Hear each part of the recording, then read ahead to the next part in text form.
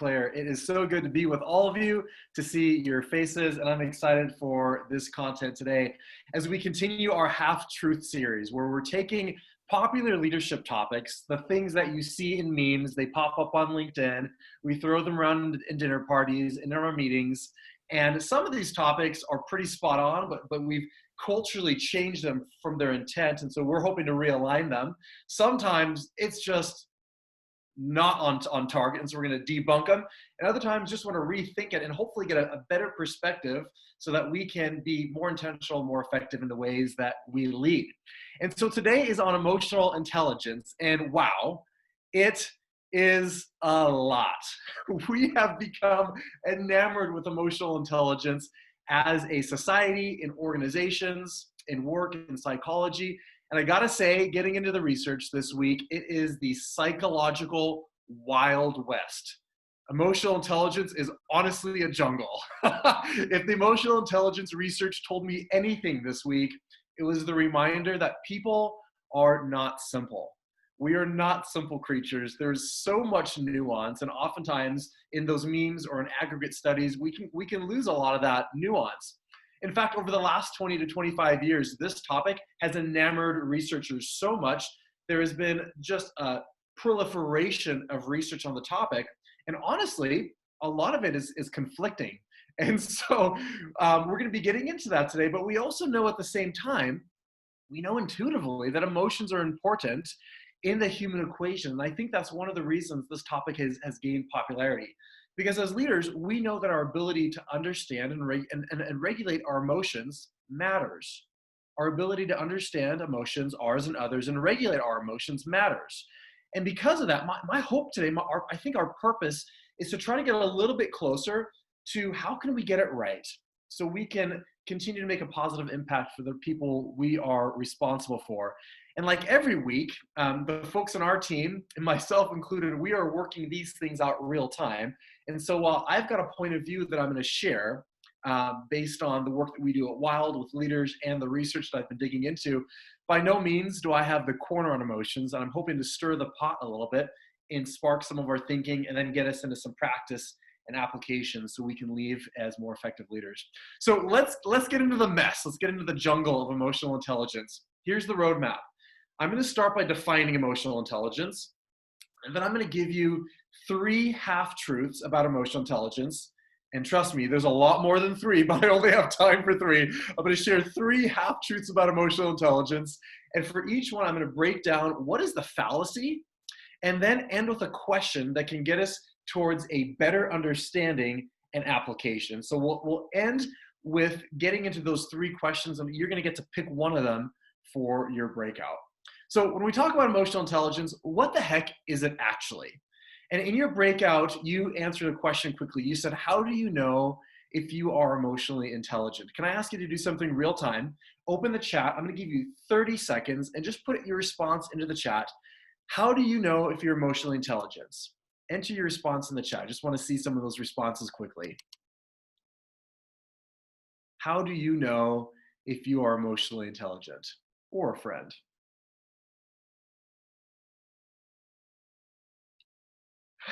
Kim, I was tested. That's awesome. JR, if emotional reactions do not confuse you. Don, I'm self-aware about how I come across to people. Megan, connection to self, connection to others. I can regulate, pivot. Jim, you recognize there is something else going on in the room. Awesome. Jason, aware of how you impact others. It's great, good stuff. Keep adding them in there. I'm not going to be able to catch all these, but I'm going to pick some of them. Mahesh, you prioritize others' emotions over yours, so you can regulate your own. Amy, if you can regulate your response based on your current circumstances. Eva, see the reaction of others. Awareness of oneself and others. Rubelin, JD, the feedback people give me matches the emotion I was striving for. Kim, aware of my filters and mental models. Michael, I know I am because I am not. That's the philosophical. Okay, a lot in there. Gosh, so many came in. I can't catch them. But hold on to those. I think what you just did was help me prove some of the challenges with emotional intelligence, because most of those responses seem to sort of get at it, right? At least intuitively, I think we're trending in the right direction. And that's one of the reasons that the research and even the application of this topic is confusing, because there's different definitions. So is it an actual intelligence? you're actually intelligent in this capability, or is it a personality trait? It's something that you're a little bit more naturally inclined towards. Is it a fairly stable trait that you can improve over time, or is it something that's like it's in your genetics? You're kind of locked as it is. There are different assumptions with different definitions and different results. In prepping for this, I pulled up one of my very first papers in grad school. It's 14 years ago. I did a paper on emotional intelligence, and I was comparing that to the research today. And I gotta say, while there's a little bit more clarity today, it's just about as messy as it was back then. So let me give you one definition that's the most common, well-researched. It's called the 4-branch model of emotional intelligence. And if we were to put all the different definitions into a boxing ring, this would be the heavyweight contender, okay? So by no means is this the only way, but this is the most commonly used way in the research and in a lot of the assessment tools. And it's defined as this.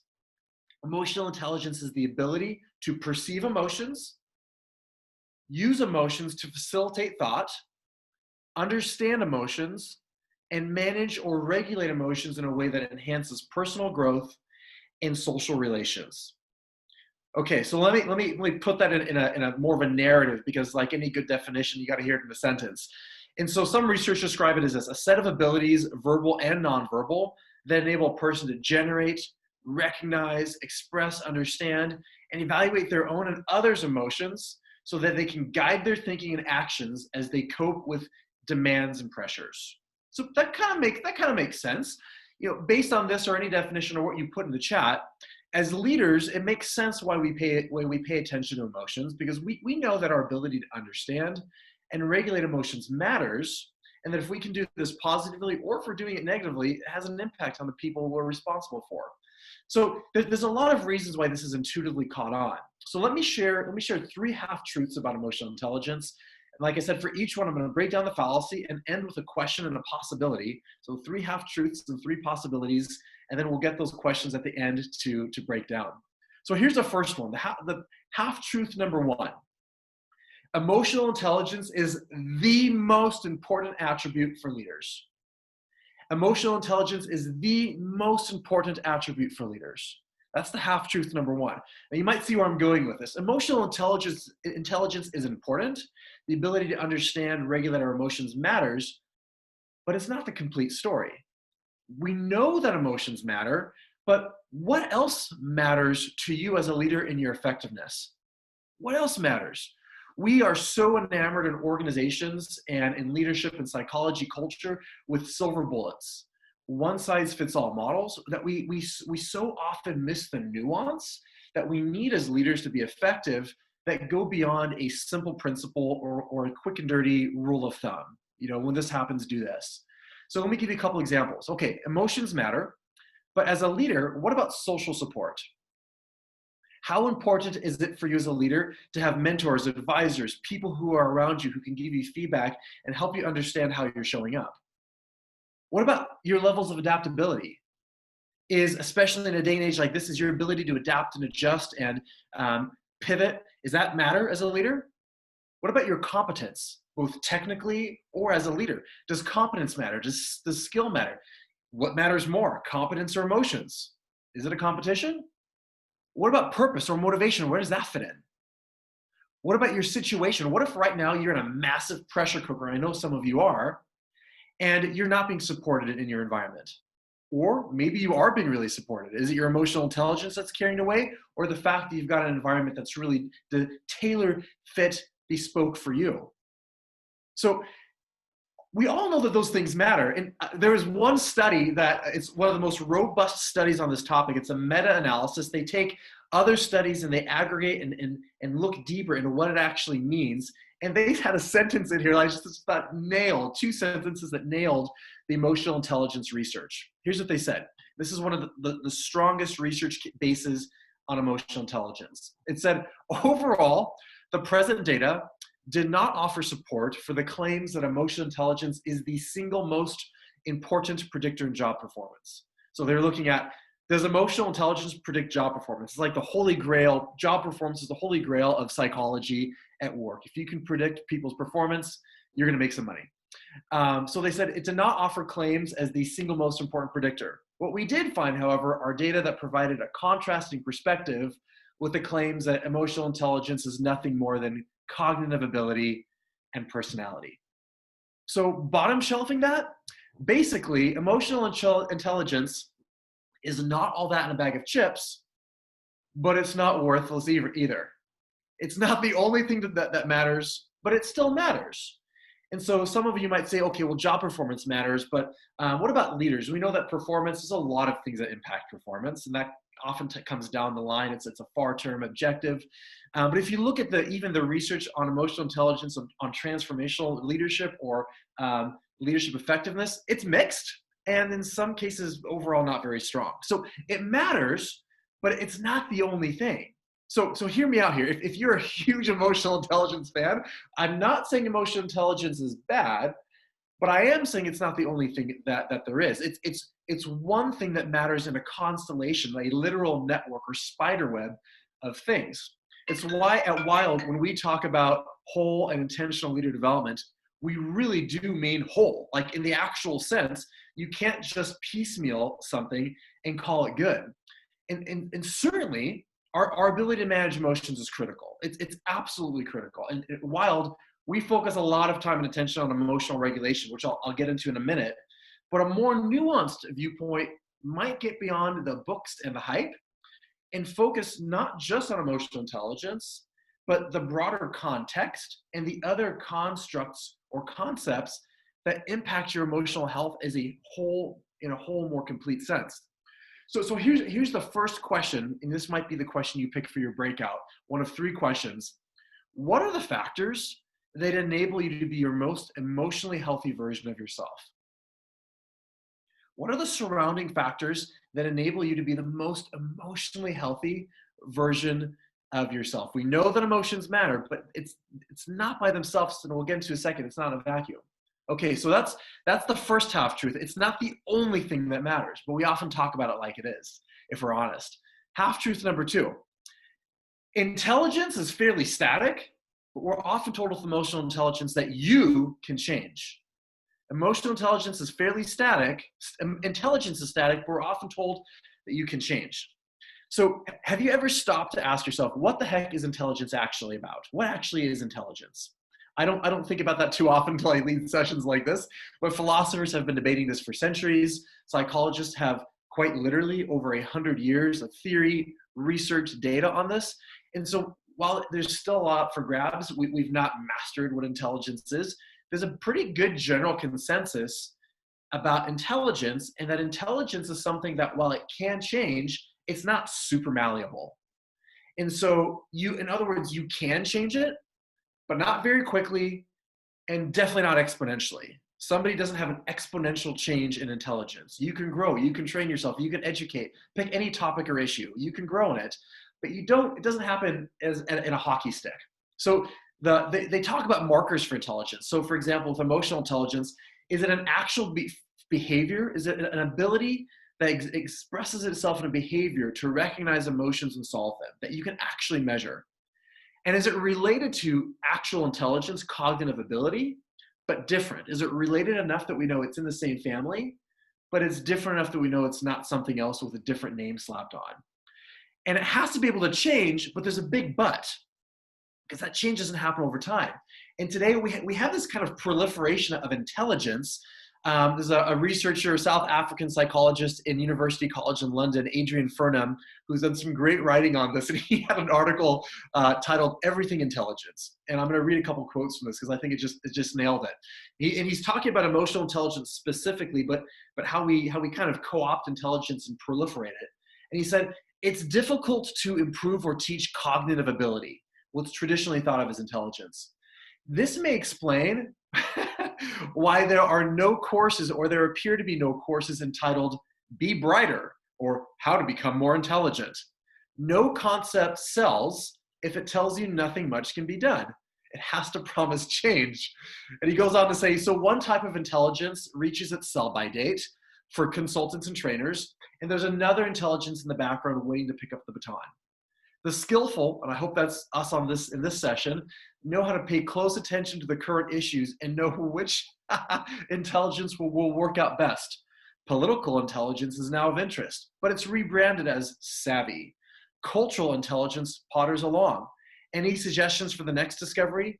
Media intelligence, money intelligence? Wake up at the back, there is money to be made. So if you get nothing out of today and you're trying to sell something, put the word intelligence on it. You can probably publish a best-selling book.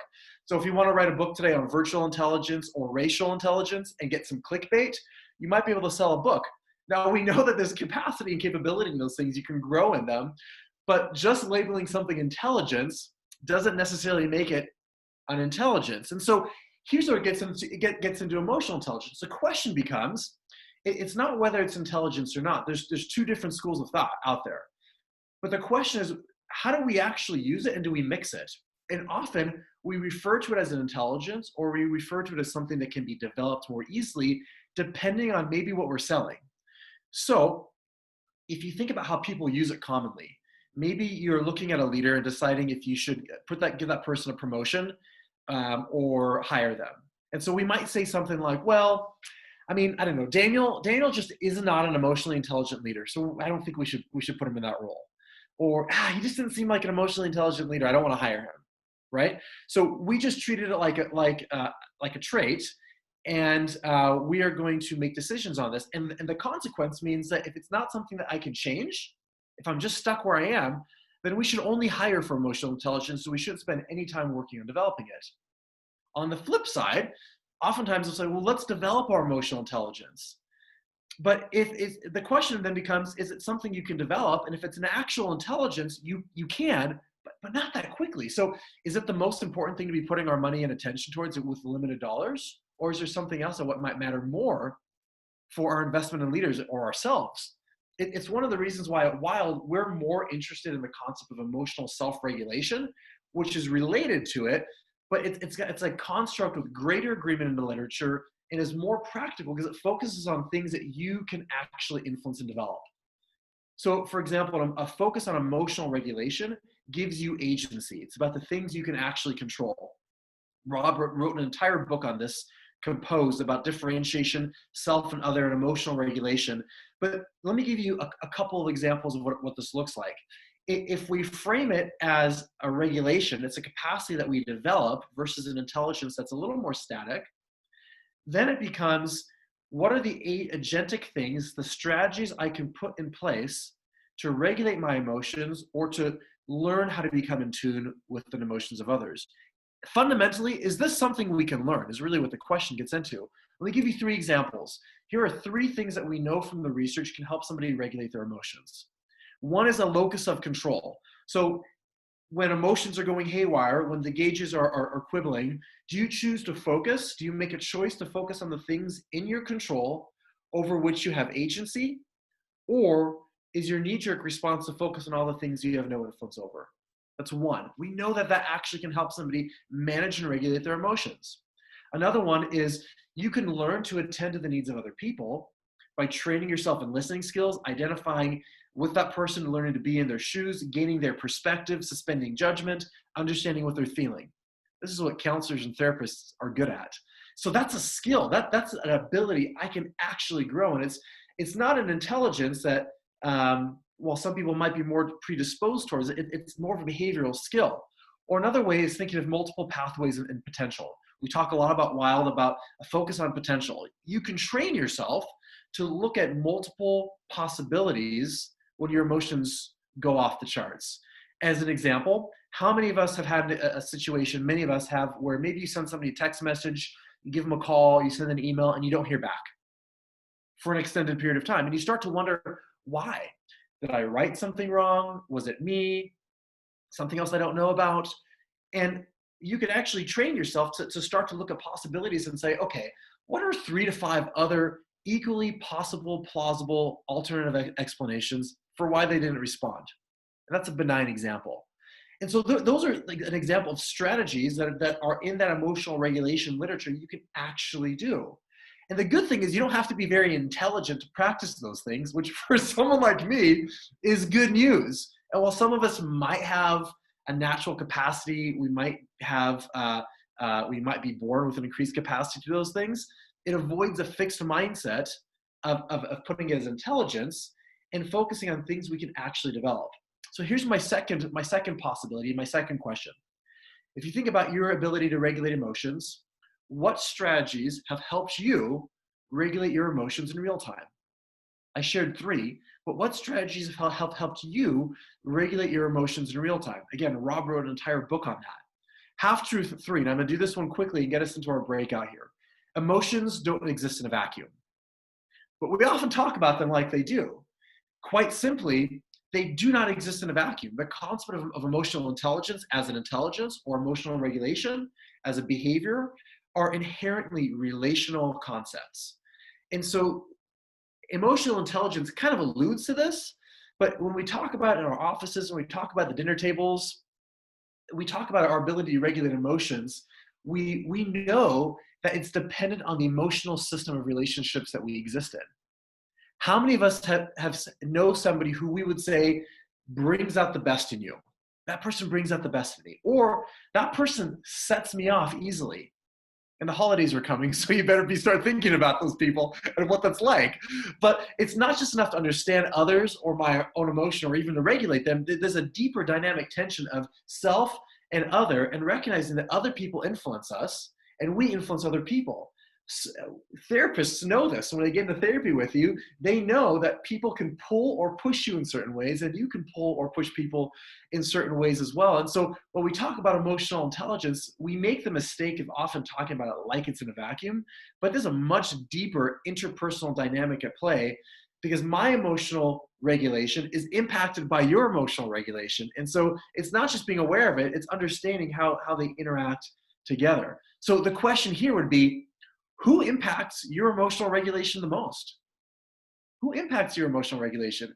And or conversely, whose emotional regulation do you impact? Who do you bring the best out of, or who do you set off and why? So we're going to get into this breakout now, and those are each of those questions will be here. My encouragement would be pick one, vote at the beginning with your group, pick one and dive into that in your conversation.